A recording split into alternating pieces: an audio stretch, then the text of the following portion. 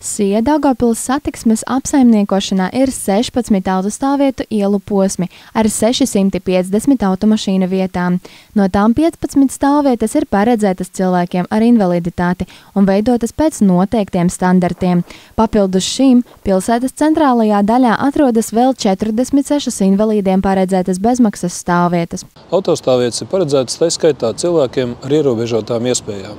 Tās parasti atrodas tuvāk noteikto ēku vai biroju ēku ieejām, lai nodrošinātu ērtu un drošu piekļuvi. Šīs autostāvvietas ir aprīkotas ar atšķirīgu marķējumu, kā arī tām ir atšķirīgi standarti. Šajās autostāvvietās drīkst novietot savas automašīnas šie cilvēki ar ierobežotām iespējām, un tam ir jāsaņem attiecīga atļauja. Šo atļauju izsniedz Ceļu satiksmes drošības departaments.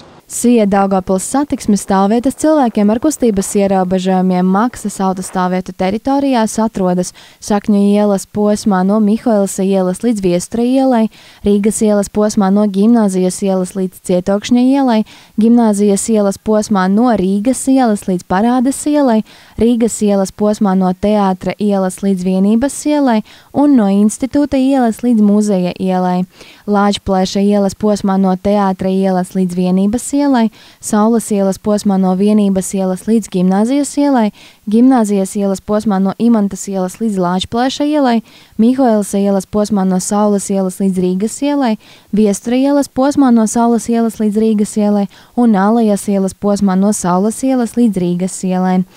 Lai bez maksas izmantotu Sija Daugavpils satiksmē autostāvvietas, gan speciāli paredzētas cilvēkiem ar kustības ierobežojumiem, gan pārējās maksas stāvvietas, nepieciešama invalīdu stāvvietas izmantošanas karte, ko izsniedz Ceļu satiksmes drošības direkcija.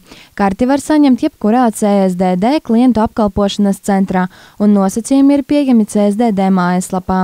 Kā arī aicinām autovadītājus cienīt cilvēkus ar kustību ierobežojumiem un neatstāt savus transporta līdzekļus stāvvietās, kas speciāli paredzētas personām ar invaliditāti.